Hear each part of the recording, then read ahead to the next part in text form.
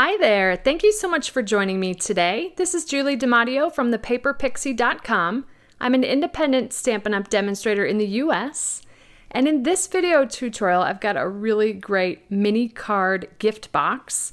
This is featuring the All Squared Away bundle, and really the box is featuring the Floral Squares dies. Here's what the bundle looks like. A great stamp set that works so well with the Floral Squares dies. This is the All Squared Away bundle, one of my favorites in the annual catalog. And I just couldn't resist making a set of mini cards. I'll show you what these look like. I shared these on my live stream this week. Such a fun way to build these cute frames, and I've got 4 cards plus 4 mini envelopes that fit inside of this box.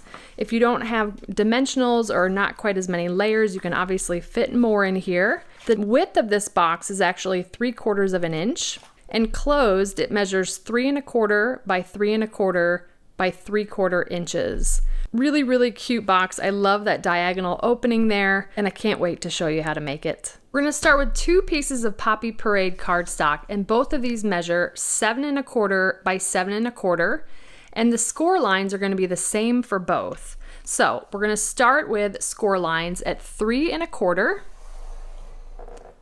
and then I'm gonna rotate 180 and do 3 1/4 again, or you could just do 3 1/4 and 4. Then I'm gonna rotate it to this side, and we're gonna score this at 3 1/4 and 6 1/2. I'm gonna rotate it again to where we have that 3/4 inch section along the bottom, and I'm gonna score, but only down to that first horizontal score line at 2 3/4 and 4 1/2. Okay, so stopping at that first horizontal score line. Then I'm gonna turn it 180 to where we have that 3/4 inch section along the top, and this time we're gonna score, but only down to that first score line at 2 1/2 and 4 3/4. Like so. We're gonna repeat the same thing on the other piece. So we're gonna start with 3 1/4, rotate 3 1/4 again, or 3 1/4 and 4. Then I'm gonna turn it 90 degrees. We're gonna score at 3 1/4, 6 1/2.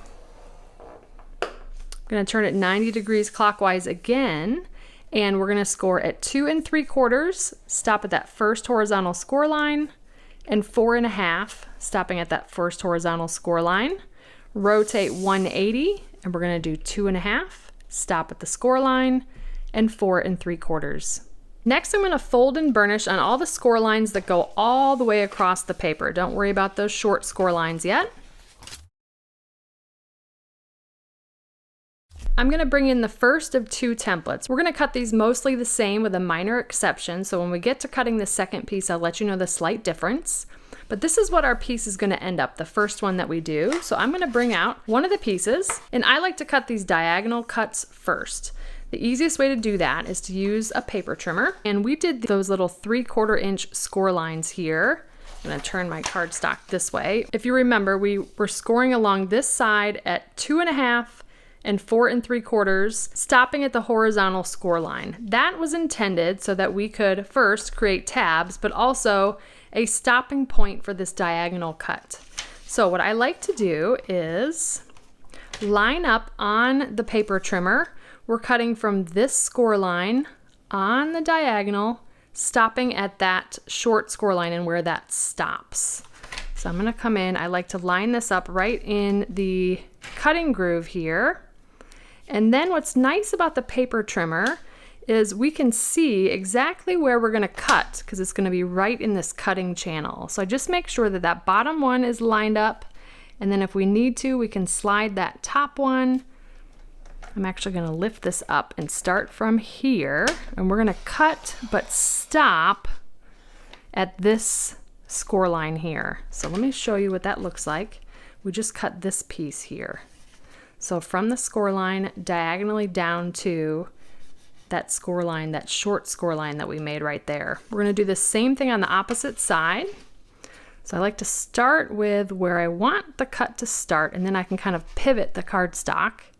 Again, we want it to cut up to this short score line here. That may be hard to see on the camera. but you can picture that little intersection and where that short score line stops in the cutting groove. And I'll come in and cut, but I don't want to go all the way. It's easier to cut it a little bit short and then just keep inching towards it. Easier to cut short than to go too far. Okay, so there is that. We're going to do that diagonal cut again. We're cutting from this score line on the diagonal to where that short score line stops. All right, so here's our template again. Our piece is like this. We've got these diagonal pieces cut. I'm going to come in at the bottom here, and we're going to cut right up that short score line and remove this outside section here. Same thing over here, like so. But then I'm going to come in and create these tabs here. So I'm just going to cut right up the score line, stopping at that horizontal score line. Same thing on the opposite side. And turn these into tabs by just coming in and miter cut or angle cutting those tabs. All right, like so. Now let's turn it sideways with this sort of on the right side. I'm going to cut up this vertical score line, and we're going to stop at the full horizontal score line. So I'm kind of going past this short one that's right here. Do the same thing over here, like that. And then we're actually going to remove this whole outside section, but save that, because if you do this whole project with the mini cards, you'll be able to get one of the Poppy Parade pieces you need for one of the mini cards out of this piece. I'm all about saving cardstock where we can. Now I just want to show you, before we miter cut this section, we're going to end up adhering this tab to this edge here, but you'll notice that this tab is going to hang over the edge. So what I like to do when I miter cut this is actually cut it at a 45-degree angle, like this, and then same thing over here. So those are going to be a steeper angle, and then these we're just going to slightly angle. So this piece is done. I actually just need to edit my template to show you that 45-degree angle. I'll do that before I post it to my blog post. So this piece is done. We're going to repeat the same thing on the other piece, but instead we're not going to leave behind these two tabs. So I'm going to start in the same way. I'm going to cut up and remove that triangle on the right and the triangle on the left. But now what we can do is actually remove this 3/4 inch square completely, like so, and come in and miter cut this. We can repeat the same things on the rest of the cuts.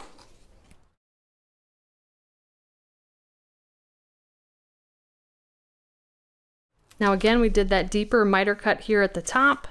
This piece looks almost the same, except we've got the two tabs here, and then we don't have the two tabs here. Okay, so now the next thing we need to do is actually connect these two pieces. That was the mechanism for this tab. So I'm just going to take some liquid glue here and place that right on that tab. And then we're going to line up this section with that section, and we're going to line up horizontally these score lines, and I'm going right up to the score line here. You can give yourself a little bit of space. Now we've got a full piece here. Because these sections are 3¼ inch in length, we weren't able to get all of this out of one piece of cardstock, so that's why we had two different pieces. Now next we're going to adhere some designer series paper. I love this pattern from Pattern Party. These two pieces measure 3 1/8 by 3, and you'll notice I've got my diagonals going in two different directions, and that's by design, because I want to make sure that when we cut these that the diagonals are going to be going in the right way. This I actually did wrong. The front looks great, but then when you look at the back, you can see that I should have turned the pattern to give us a better look on the back. So to cut these to have the right angle on them, I've got them sort of in landscape. So this is the 3 1/8 inch side by 3. I've got a ruler and a pencil. So on the left side, we're going to come down 5/8 of an inch from the top. And on the right side of this piece, 5/8 of an inch from the top. So I like to just kind of turn this, line up my ruler at 5/8 and make a little pencil mark.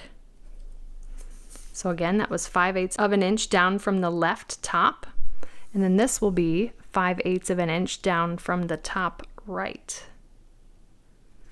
like so. So we're going to end up cutting these pieces from that tick mark down to this corner and remove this section. Same thing over here, from the tick mark down to the corner, and remove this section. And we can just do that on the paper trimmer. So just line up that bottom corner in the cutting groove, and then that pencil mark in the cutting groove, and then we can cut on the angle. This is the piece we're keeping, and you can save this piece for another project. Same thing over here, line up that bottom corner with the pencil mark,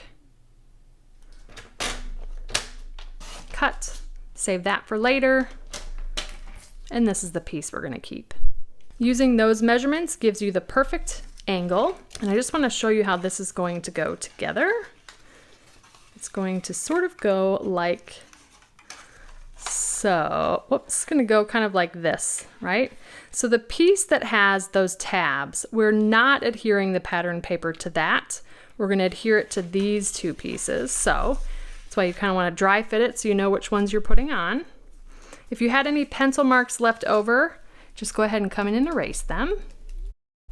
And then I'm just going to adhere these here and here like so with liquid glue.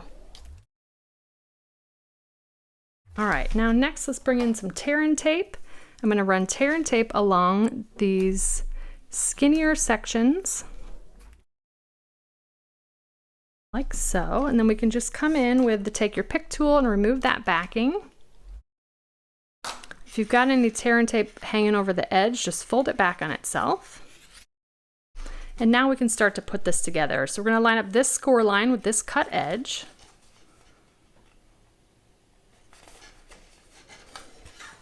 And just work our way around. And then this bottom section, I'm just going to use liquid glue for this because it's easier. We'll put glue on the tab, and then we're going to adhere that tab into place here. And then the final tab. There we go, like so. And this box is going to close just like that. Cute. We've got our diagonal stripes going in the right direction on both sides. For purposes of this tutorial, I'm just going to grab the set of 4 cards that I have. These are really cute for random acts of kindness. I love the sentiment on the inside, which comes from the All Squared Away stamp set. The best thing about today is you. And we can put those along with 4 envelopes right inside the box, and there's room for more in there as well. Then we can go ahead and close the box, and let's do a quick decoration of the front of the box. We've got 3 pieces of paper we're working with here. This is a piece of basic white. It's just a scrap piece that I've added some adhesive sheet to the back. Got a piece of Poppy Parade that measures 2 1/8 by 2 1/8, and a piece of the Pattern Party that measures just under 1 7/8 by 1 7/8. Using the Floral Squares dies, I'm going to grab this die. And we're going to die cut this piece using the Stampin' Cut and Emboss machine. Then we're left with this really beautiful frame that I can pull the adhesive off the back. And it's essentially now turned into a sticker, which I can then adhere to our piece that's just under 1 7/8 by 1 7/8. You can burnish this in place if you like. Then I'm going to adhere this piece to my 2 1/8 by 2 1/8 inch piece of Poppy Parade. Then we're going to bring in our little box here, and I'm just eyeballing it so that I can see where I want to add adhesive. I'll open this so I can get a little bit more leverage. And there we have the most adorable mini card gift box featuring the All Squared Away bundle, the Pattern Party Designer Series paper, and that awesome diagonal opening. I love the way that this box looks, perfect for having in your purse or in your car to fill with little mini cards for random acts of kindness. Thank you so much for joining me today. If you enjoyed this video, please give me a thumbs up, subscribe to my channel, and hit that bell icon so you don't miss my next video. If you're interested in purchasing any of the Stampin' Up! Products I used today, they'll be linked in the description. And I'll also include a link to my detailed blog post with all project measurements, details, and pictures of the templates. I'd love to have you come visit me at thepaperpixie.com, where I post projects every weekday to inspire you. And if you don't want to miss a thing, you can subscribe to receive blog updates via email, and you'll receive an email each time I publish a new post. You can shop with me anytime at thepaperpixie.com/shop. And if you're interested in a discount on your Stampin' Up! Purchases, the starter kit is the ultimate bundle, and it's a great way to fill your wish list for less. You can purchase the starter kit at thepaperpixie.com/join, and I'd love to welcome you to the Stampin' Up! Family and my team of Paper Pixies. If you don't already have a demonstrator and you'd like complimentary copies of our current catalogs, you can submit a catalog request at thepaperpixie.com/happymail. And if you give this project a try, I'd love to see what you made, so feel free to share it on social media with the hashtag #PaperPixie, and I'll be sure to check it out. Thanks again for watching. I hope you have a wonderful and blessed day. Take care. Bye.